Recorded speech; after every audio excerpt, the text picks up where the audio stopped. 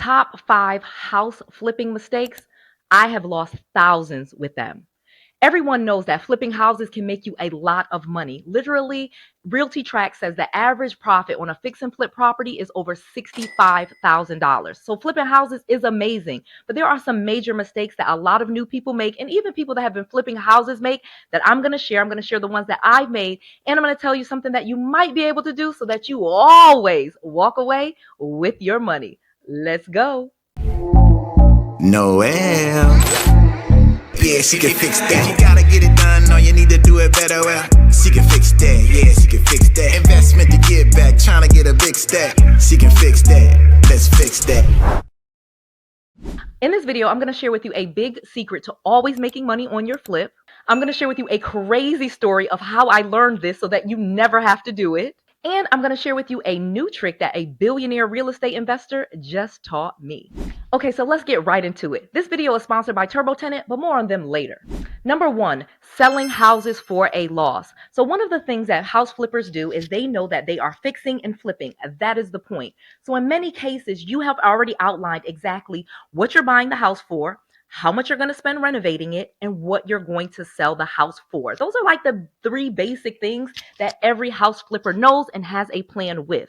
Well, this is a house flip, so many things can go wrong. You guys have seen those TV shows on HGTV, flip this, flip that, and so many more. So you've seen that people can lose money on a house flip, especially when it comes to the renovation. Once you start doing the renovation, you really cannot predict what will happen. And in many cases, as a real estate investor, it can mess up your numbers. So if, for example, you pull down the sheetrock and then you see that there is an issue with the rotted beams inside of the home, or the wood studs, say they're rotted out. I'm just using that as an example. Well, you're going to have to replace them. And that's not something you could have known when you originally did your scope of work and your estimates on how much the renovation would cost. So with a fix and flip, your renovation budget is everything. And a lot of times when you blow your budget, it really throws the whole project off. And in many cases, it can blow all of your profits.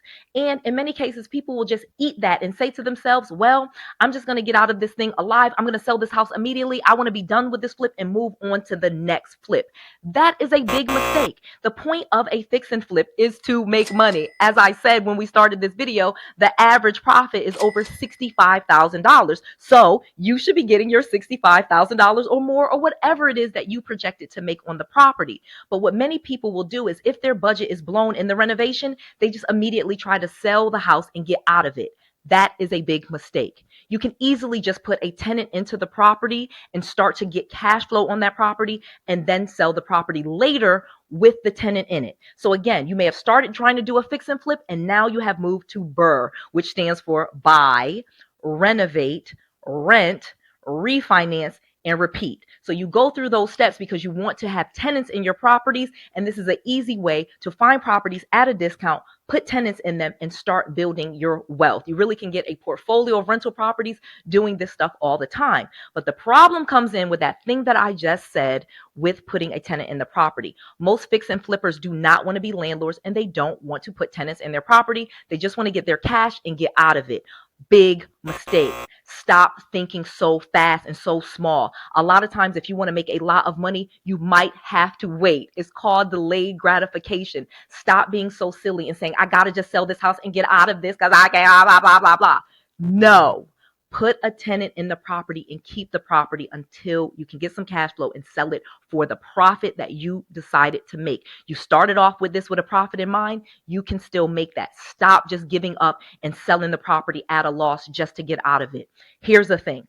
You can use things like TurboTenant to actually find good tenants, do background checks, run their credit, and be a DIY landlord without all of the hassle. TurboTenant is amazing. Use the link below and sign up for free. You literally can start off and save money and see all of what they have. TurboTenant can help you manage properties yourself without hiring a property manager, without paying for a property manager, and it will allow you to start getting cash flow to that property. And that is something that is very, very valuable. Many investors are actually looking for rental properties that have already been renovated and have a tenant in them already. So stop thinking so small, thinking that you have to do a fix and flip and sell a property for a loss, when you can easily use things like TurboTenant to easily find you a tenant and get your money.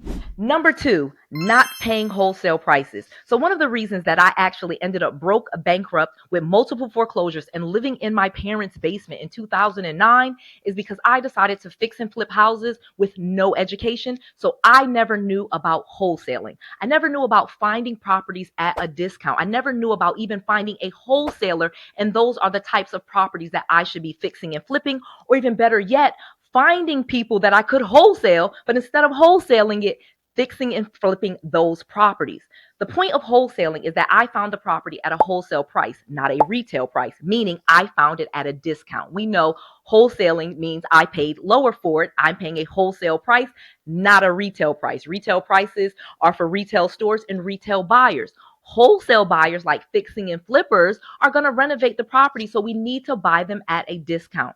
This is so important to being a successful fix and flipper. You must find properties at a discount.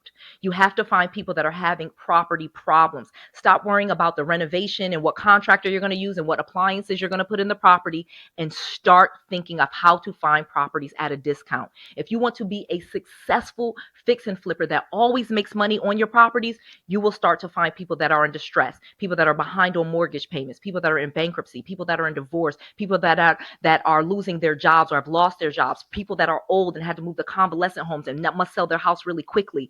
Those types of distress situations will allow you to get the property at a discount, and that is the key to being a successful wholesaler.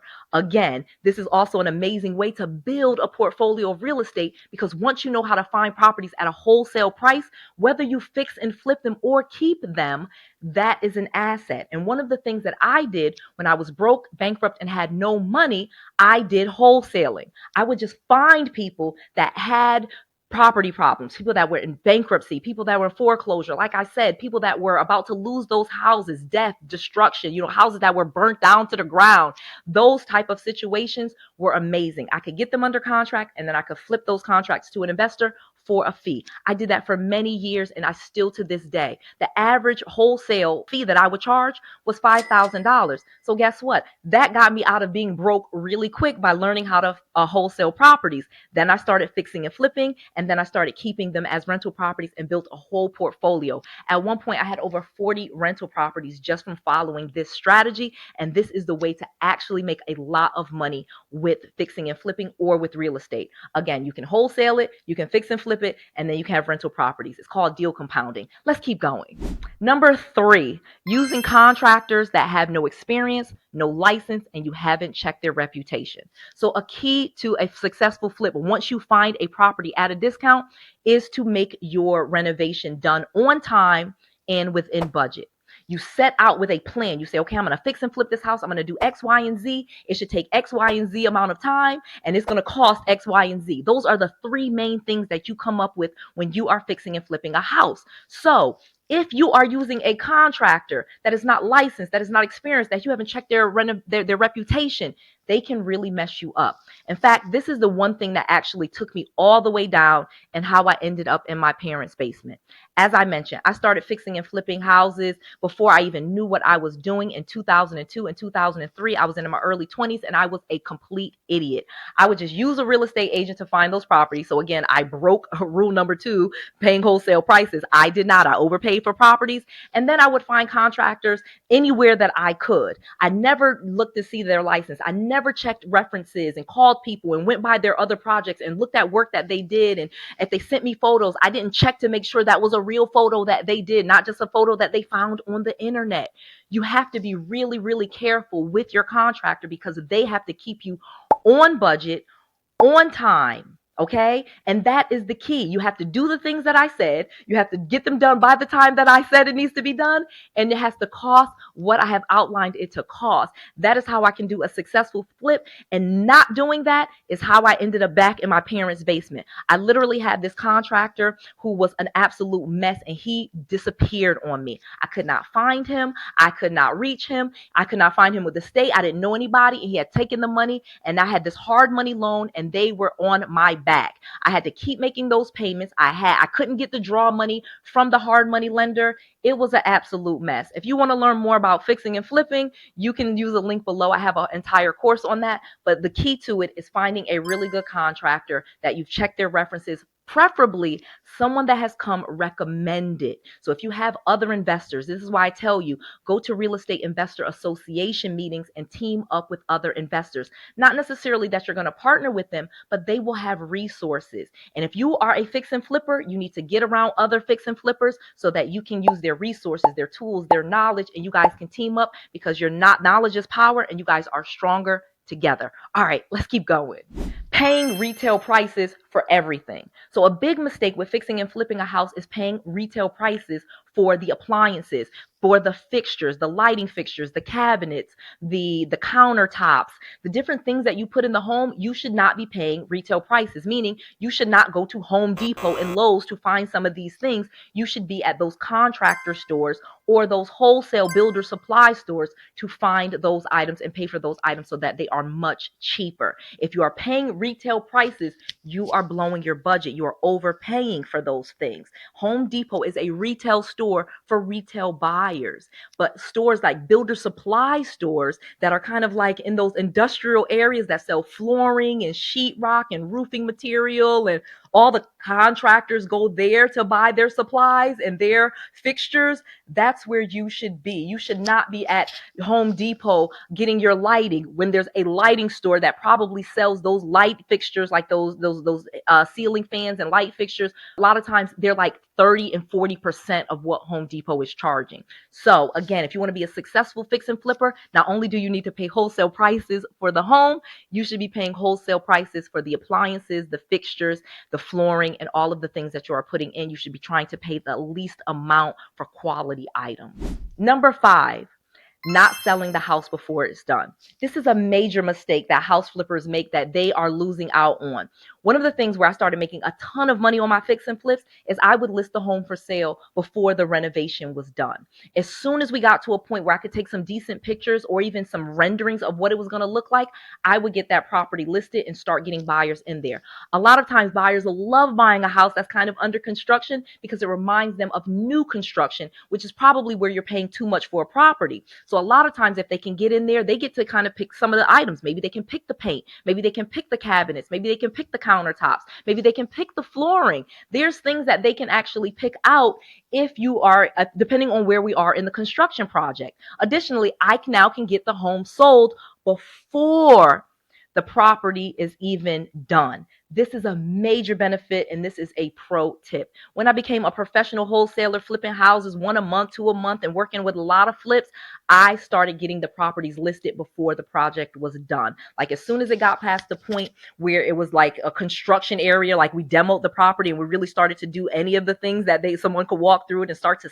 see the vision, I would get that property listed and I would get the property sold before the renovation was even done. That way I could even create my closing date. Sometimes it was a benefit to the buyer because they could pick out some of the things that they wanted, and it was just a win-win. And I would sell the property for even more money than listing it and letting it wait and wait and wait. And it even saved me money because I did not have to stage the property where I had to put furniture in it and curtains and things like that in order to sell it. So if you can sell the home before the renovation is fixed, you don't have to spend any money staging the property in order to sell it. And that is also a big, big savings, because nowadays you can do renderings or virtual pictures to show what it will look like after the renovation is done. And people are happy to buy the property with those pictures, with those renderings and different things like that. All right, one more thing. Staying a fix and flipper. This is just a big bonus. Like I said, I was going to tell you the 5 mistakes, but this is a bonus mistake. If you want to be wealthy, you cannot just stay a fix and flipper. The real wealth in real estate is keeping the real estate. Real estate has 3 major benefits. It has cash flow, appreciation, and equity. So at some point, you're going to have to start getting tenants and actually having properties that you manage so you can get that cash flow coming in every single month. You can use things like TurboTenant to manage your tenants. You do not have to be afraid to be a landlord or think that you have to pay a lot of money for a property manager to do it for you.